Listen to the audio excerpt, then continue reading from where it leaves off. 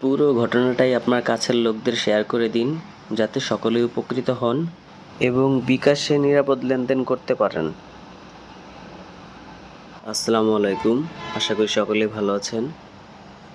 আজকের ভিডিওটা বিশেষ করে যারা নতুন এজেন্ট বা পার্সোনাল অ্যাকাউন্ট যাদের আছে সকলের সর্বসাধারণের জন্যই।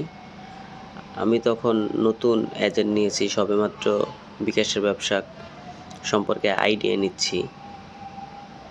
তখনকার সময়ে আমরা যে কত ধরনের প্রতারকদের সম্মুখীন হয়েছি বা প্রতারকরা কীভাবে আমাদের কাছ থেকে ট্র্যাপে ফেলতে পারে, এগুলো আসলে আমার ধারণার বাইরে।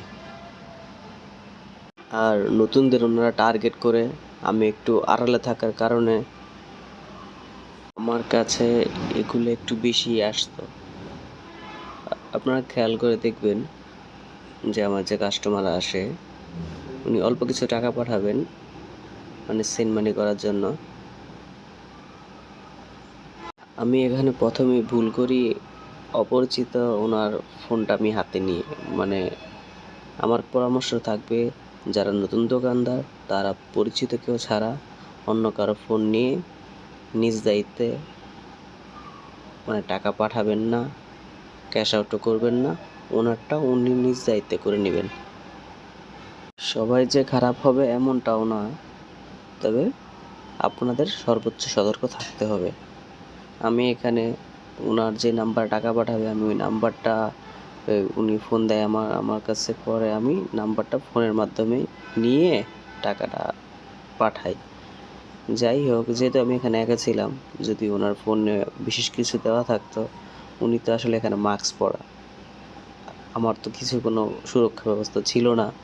যদি উনি ওই ধরনের হতো বা ওনার যদি ওই ধরনের কিছু থাকতো, তাহলে হয়তো আমি ওনাকে আমার সব কিছু দিয়ে দিতে পারতাম, এরকম ঘটনা ঘটে। আর ওনাদের পাশে অন্যান্য কাস্টমার থাকলে ওনারা আসলে বিরক্ত হয়। আমি এই ক্লিপটা রাখি আসলে যে উদ্দেশ্য করে, ওনাকে আমি যেটা এখন টাকা পাঠিয়ে দিই, ঠিকঠাক মতো সব কিছু টাকা পাঠিয়ে দেওয়ার পরে উনি কিছুক্ষণ পরে আমার কাছে আসেন, এসে বলেন যে টাকা আসলে যায়নি। এইসব ব্যাপারে উনি ফোনের অপর প্রান্ত থেকে উনি আমাকে বলেন যে উনি টাকাটা পাননি, এমনকি ওই লোক আমার পিন নাম্বার জানতে চায়। আমার ঠিক ধারণা নেই যে আসলে পিন নাম্বার কীভাবে উনি কী করবে, কিন্তু উনি আমার কাছে পিন নাম্বার জানতে চান। আমি ওনাকে ধমক দেওয়ার পরও উনি জানায় না, উনি বলে যে ওনার ফোন থেকে জানতে চেয়েছে পিন নাম্বার। তখন আমার দোকানে যখন আমার লোক আসে, তখন উনি কিছু বলা লাগে না, এমনি নিচ থেকে চলে যায়। এর জন্য আমি আসলে এই ক্লিপটা রাখি। এখন মূল ঘটনা হচ্ছে, আমার পাশের একজন নতুন এজেন্ট ছিলেন, উনি আমার পরে এজেন্ট নেন। ওনারই সেমভাবে ওনাকে, মানে আপনারা যারা দোকানদার জানেন যে ওরা হ্যাকাররা বিশেষ করে কোম্পানির নাম্বার থেকে ফোন দিতে পারে, কোম্পানির নাম্বার হ্যাক করে ওনাকে, ওনার নাম্বারেই কোম্পানির লোক হয়ে ফোন দিয়ে ওনাকে আসলে বাড়তি একটা প্রলোভন বা একটা লাভের আশা দেখিয়ে আমরা আমাদের অ্যাকাউন্ট নিয়ে আসলে একটু আতঙ্কগ্রস্ত থাকি। অ্যাকাউন্টে কিছু টাকা থাকে, আবার লোভেরও একটা ব্যাপার স্যাপার আছে, আমাদের একটু প্রলোভন দিলে একটু বাড়তি লাভ সবাই করতে চায়। ওনাকে বাড়তি লোভের আশা দেখিয়ে ওনার কাছ থেকে কোম্পানি টাকা চায়, বলে যে টাকা দিলে ওনাকে বাড়তি লাভ দেওয়া হবে, আর এটা উনি যেন কারোর সাথে শেয়ার না করেন। তো এভাবেই উনি ঠিক ওনার নাম্বার থেকে, উনি বিকাশের এজেন্ট ছিলেন, ওনাকে ঠিক এমনভাবে কথার চালে ফেলে ওনার কাছ থেকে বিকাশে তো যা ছিল উনি ব্যালেন্স ওনাদের নাম্বারে দিয়ে দেন। প্রতারকরা আস্তে আস্তে নিতে থাকে ওনার নাম্বার থেকে। এমনকি উনি আমার দোকানে এসে উনি নগদেও ওই প্রতারকদের টাকা দিতে থাকেন বিভিন্ন নাম্বারে।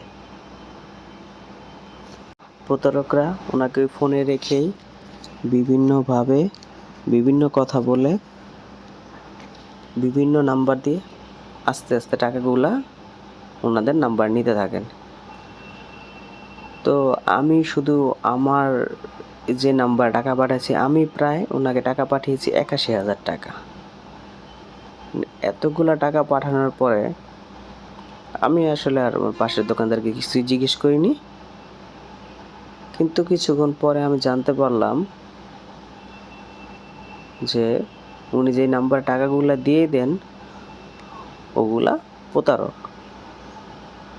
কেননা যে টাকাগুলো উনি দিয়েছেন ওই টাকাটা রিটার্ন আসার কথা, ওনাকে রিটার্ন দেওয়া হয় না। মানে এটা প্রতারকদের কাজ। উনি বিভিন্ন কোম্পানির লোককে ফোন দেন, ফোন দিয়ে জানতে চান যে উনি আসলে কি কোনো কোম্পানি থেকে ফোন আসছে নাকি বা এমন কোনো সুযোগ সুবিধা আছে নাকি, ওনারা ওনাকে নিষেধ করেন। এভাবে উনি মুহূর্তেই প্রায় ৮১,০০০ টাকা প্রতারকদের দিয়ে দেন। এটা হচ্ছে আসলে এক ধরনের ট্র্যাপ। এভাবে ফোনে আপনাকে বিভিন্ন ধরনের প্রলোভন দেখিয়ে বিভিন্নভাবে আতঙ্কগ্রস্ত করে প্রতারকরা টাকা নিয়ে যায়। তো বিশেষ করে কথা না বলাই ভালো। বিকাশের কোম্পানি কোনো সময় আপনার কাছে আপনার পিন, ওটিপি এগুলা চাবে না। আর দোকানদার ভাইদের সতর্কতার জন্য কাস্টমারের সাথে সঠিক দূরত্ব বজায় রেখে লেনদেন করা ভালো। ওনারা যদি কিছু নাম্বার বা মোবাইল নিয়ে আসে ওইটার মাধ্যমেও আপনাকে আসলে অচেতন করে নিয়ে যেতে পারে। এগুলো আমরা সবসময় নিউজে দেখি। তারপর আরেকটা জিনিস, আমাদের বিকাশের নিয়ম হচ্ছে আগে টাকা নিয়ে পরে টাকাটা পাঠানো। অনেক সময় আছে যে ওনারাও বিভিন্ন ধরনের প্রতারণার ফাঁদে পড়ে যান।